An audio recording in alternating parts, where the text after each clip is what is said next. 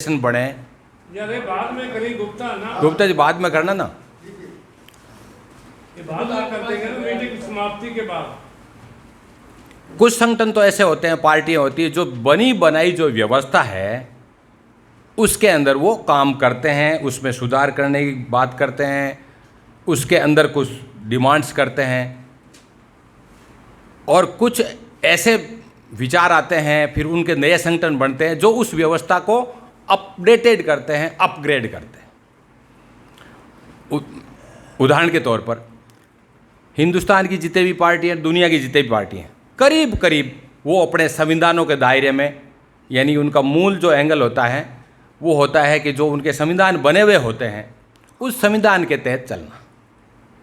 जितनी भी trade unions है, जितनी भी हमारी किसान यूनियन है, सारी की सारी जो चली आ रही व्यवस्था है उसी के अंदर छोटा मोटा रद्दो बदल, छोटा मोटा एक्स्ट्रा लेने की बातें करते हैं। और जितने भी एनजीओ हैं,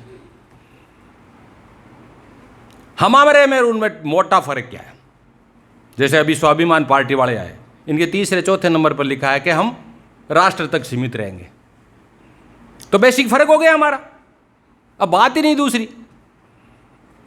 क्यों फर्क होगा? आज के दिन पहले मैं स्ट्रक्चर में आने से पहले फर्क ये क्यों हो गया? क्यों इसलिए हो गया, दो महत्वपूर्ण बात है जो हमारे दो फर्स्ट नंबर के चैलेंज है। नंबर 1 चैलेंज है पर्यावरण का, दूसरा है डिह्यूमनाइजेशन का।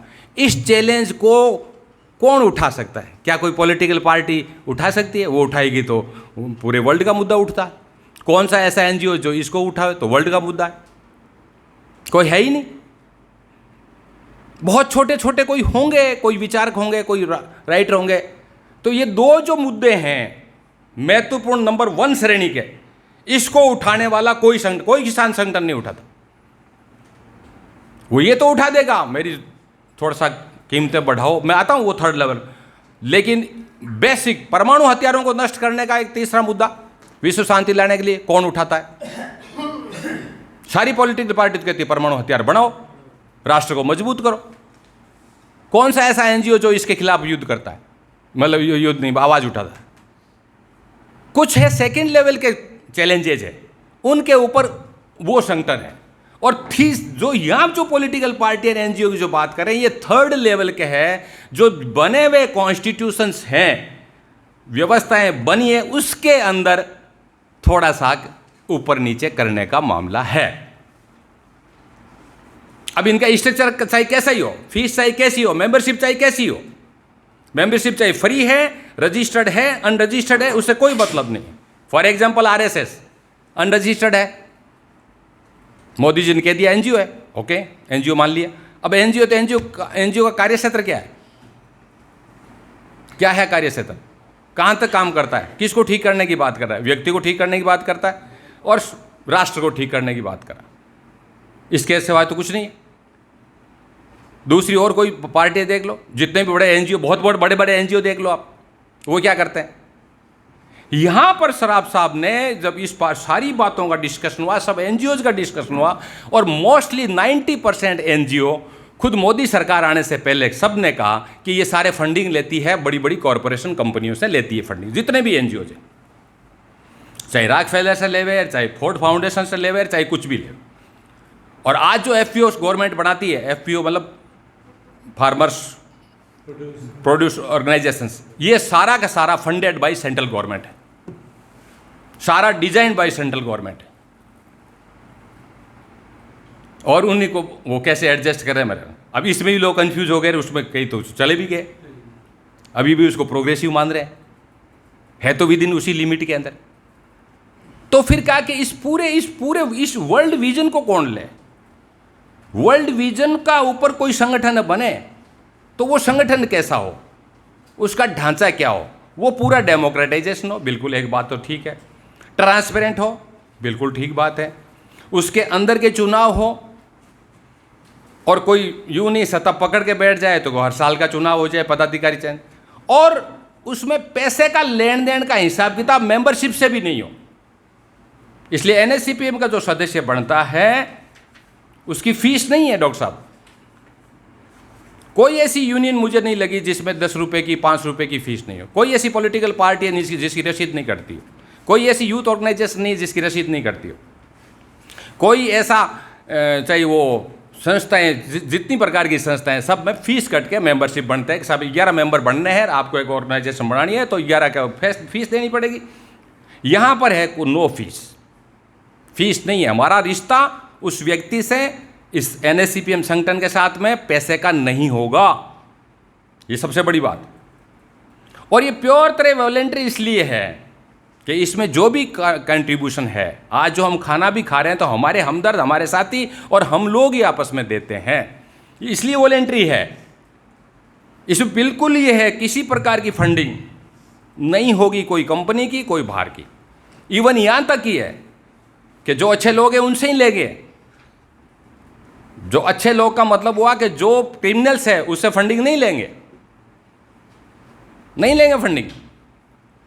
कैसे ले सकते हैं? आज क्रिमिनल से फंडिंग ले ली, कल तो और साथ में फोटो खिंचाएगा और वो भेजेगा कि साहब देखो मैंने इनको चेक दिया था, मैंने इनको पैसे दिए थे, मैंने इनको खाना खिलाया था, आज ये बातें बड़ी बड़ी कर रहे हैं।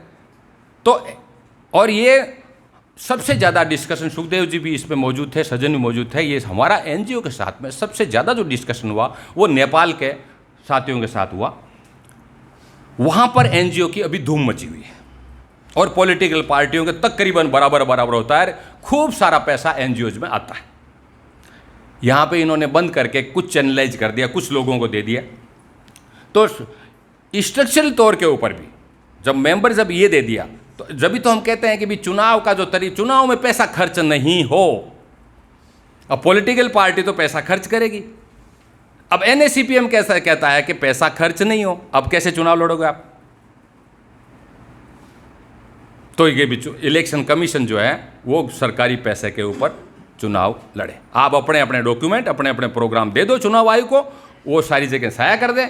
मेंबर्स को जाना है तो मेंबर भी सारे साथ जाकर कर दे और वॉलेंट्री उनको लोग स्पॉन्सर करे, उस कैंडिडेट की स्पॉन्सरिंग वहाँ के मतदाता करे, तब है। तभी राइट टू रिकॉल की बात है। 51% से ज़्यादा होगा वही जीतेगा। तो ये सारी की सारी है। इसका मतलब ये हुआ, ये फ़र्क समझने वाली बात है। ये यदि फ़र्क हम नहीं समझ पाए तो फिर बात बनेगी नहीं। तो ये तीसरे श्रेणी के जितनी भी यूनियन है बहुत राजी होते हैं जब एसकेएम, ठीक बात है, थर्ड कैटेगरी में एसकेएम ने बहुत अच्छा किया, रजिस्टर किया, अच्छी बात है, लेकिन है तो थर्ड ही कैटेगरी की ना, फर्स्ट कैटेगरी की तो बात नहीं उठाई एसकेएम ने। खेती को कैसे बचाओगे? कौन सी ऐसा एग्रीकल्चर का कौन सी यूनियन है जो हमारी प्योर ऑर्गेनिक खेती के ऊपर ले आएगी? कौन सा है जो शुद्ध हवा शुद्ध पानी के लिए कौन संगठन काम कर रहा है? तो यहाँ पर यही ज़रूरी है कि NGO हो चाहे पार्टी हो, वॉलेंट्री ऑर्गेनाइजेशन ये है, वॉलेंट्री मूवमेंट है, तो इसके वॉलेंट्री प्रिंसिपल्स है जिसमें पारदर्शिता सबसे बड़ा है। हर चीज़ ट्रांसपेरेंट होगी, सामने होगी, यहाँ होगी तो बाहर होगी, अंदर क्या डिस्कशन होगा बाहर ही वही बाहर दिखेगा। तो ये मैंने लास्ट के अंदर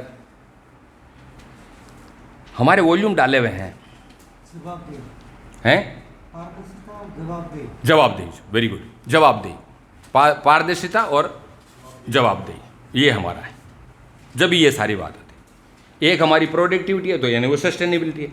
उसमें भी डाल दिया कि भाई ऐसे कारखाने हम नहीं खोलने देंगे जो पोल्यूशन करते हैं, नहीं डालने देंगे, ये भी उसमें लिख दिया। तो ऐसा वॉलेंट्री संगठन को फिर कैसे काम करने का, किस तरह से करेंगे? तो वो नए, बिल्कुल टोटल नया होगा, जो अभी कई तो सोच भी नहीं सकते कि यार ऐसा होता है क्या। बहुत सारे कहते हैं NGO के साहब हम पर्यावरण वाले हैं, ये करते हैं, उन पे तो बहुत सारी बातें होगी कि पर्यावरण ऐसे नहीं बचता।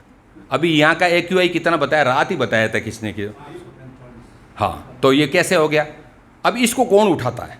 हाँ, कुछ संगठन है छोटे मोटे, लेकिन वो अब किसी भी AI को पूछ लो, चाहे ग्रोक को, ChatGPT को, जेमिनी को, किसी को पूछो, वो खुद कहता है कि जो NSCPM ने जो असूल बनाए हैं ना वॉलेंट्रिज्म के, वो किसी के पास नहीं है, अभी तक तो नहीं है, वर्ल्ड में किसी के पास नहीं। कोई हो तो हमें बता देना। धन्यवाद। इनके बाद भाई